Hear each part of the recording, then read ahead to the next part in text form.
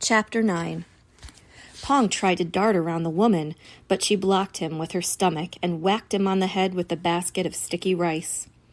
Bare feet padded across the temple floor as the half-dozen monks rushed toward them and clustered around them in a semicircle. "What's going on, Mrs. Vaboon?" asked one of the younger monks. Mrs. Vaboon bowed respectfully to each of them. "My husband forgot to bring the rice when he brought your breakfast this morning," she said, swinging the sticky rice and nearly clocking Pong in the face with it again. "When I got here, I caught this boy taking this food, the meal we prepared for you. And when I questioned him, he lied to me. He told me that you gave it to him." The monks stared at Pong, tilting their shaved heads at him in confusion. They parted to let an old monk with a walking stick stand in front of them. His robes were darker, a reddish-brown, and his bald head was speckled with moles.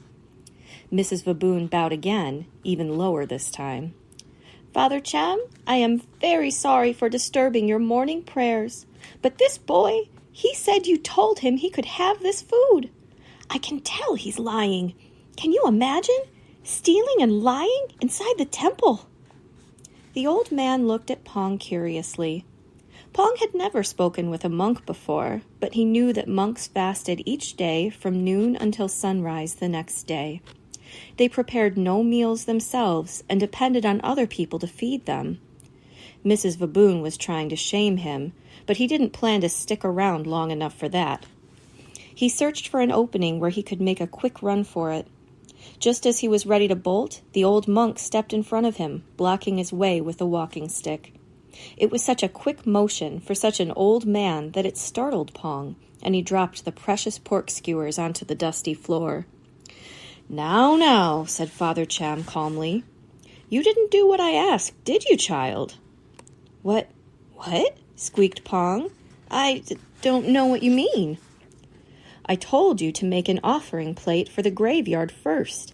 Then you may take food for yourself. But I see that you haven't made the offering yet, have you?"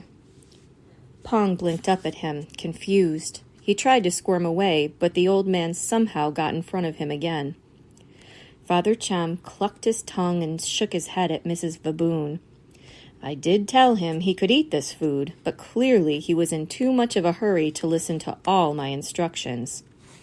"Oh," said Mrs. Vaboon. "I see. Well, Thank you for alerting me, Mrs. Vaboon. I will see that he learns his lesson." The monk looked down at Pong, his dark eyes stern. "Because of your mistake, you will come with me to pray that you learn to listen, and you will be the last to eat." But what?" "Don't argue with Father Cham," scolded Mrs. Vaboon. "You're lucky he wants to teach you to be a good boy. If it were me, I would have whipped you." The old monk took hold of Pong's shoulder as he smiled at her. "Thank goodness we have you to look after us, madam. Thank your husband for this food. Tell him to come to the temple tomorrow for a special blessing. Come along, my boy." He led Pong past the other monks, who seemed as confused as Pong himself. Pong shuffled his feet, trying to keep up with the old man. Father Cham hummed as he led Pong away from the hall and up the steps of another open-air building. The monk settled himself in a low chair at the front of the room and shut his eyes. Pong looked over his shoulder. He could still see the other monks and Mrs. Vaboon, who had started serving food to them. They were busy now. Pong could break away from this old man if he had to, and no one would catch him. But instead of running, he found himself kneeling down in front of Father Cham. Pong pressed his hands together and bowed his forehead to his thumbs. He cracked one eye open and looked around. Behind Father Cham, a gold statue of Buddha glowed in the light of dozens of little flames that danced on top of thin sticks. More fire. Pong's pulse galloped as he waited for the old monk to finish his prayers. What was going to happen now? Why had Father Cham lied about the food to that woman? Pong had always been taught that monks never lied. Finally, the old man opened his eyes. He settled his hands in his lap and smiled. "What is your name?" he asked. "Pong, father, sir." Did they tell you your last name at Namwan? A shiver ran across Pong's shoulders. He hid his hand behind his back, even though it was much too late for that now. I know what you're thinking, Pong blurted out, rubbing his thumb over his tattoo. But you're mistaken. My mother and I were both released, fair and square. But there was a mix-up, and the warden forgot to fix my tattoo. My mother was going to take me back there to have it fixed, but we got separated. I'm on my way to the sea to meet up with her now. The lies kept coming, pouring out of Pong's mouth like water from a pitcher. Father Cham listened quietly, nodding as lie after lie tumbled forth. At no point did he stop Pong, even when the lies turned wild and outlandish. A hot, angry knot started forming in Pong's stomach. He was a runaway and a thief and a liar, and if there was a word for someone who disrespects a monk in his own temple, he was that too. It had all happened so fast. In the span of a few days, Pong had become exactly what the governor said he was. He jumped to his feet and took a step back. Standing up over a seated monk was the height of disrespect, but Pong was too far gone for that to matter now. I know what you're going to do, he said, his voice trembling. You're going to call for the police to send me back, but it won't work. I'm never going back to Namwan, and no one can make me. Send you back? Father Cham said calmly. Of course I wouldn't do such a thing. You said yourself you've been released, fair and square, so it would be a waste of time to send you back. Pong paused. I don't believe that. Father Cham shrugged. What you believe is up to you. You are free to go and meet up with your mother, of course. But I would prefer to send you on your way with a full stomach and a blessing. Pong stared at the monk. Father Cham didn't look like anyone else Pong had ever met. For one thing, he was older than anyone Pong had ever seen. Even his ears were wrinkled. But there was something else that Pong couldn't quite name. Something bright and serene danced in his eyes, like the strange flames on the sticks near the altar. A blessing? Pong asked. Father Cham smiled, his wrinkles deepening. Yes, it will bring you good luck on your journey to meet your mother. Before Pong realized what he was doing, he had sunk to his knees again on the carpet. Father Cham reached for a small lacquered set of drawers.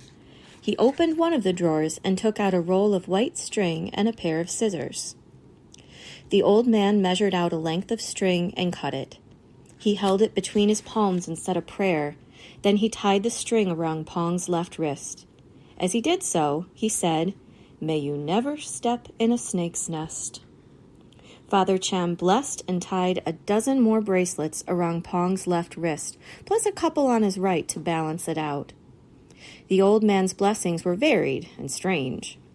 May you never get food poisoning from raw chicken, and may wasps never sting the palms of your hands or the bottoms of your feet.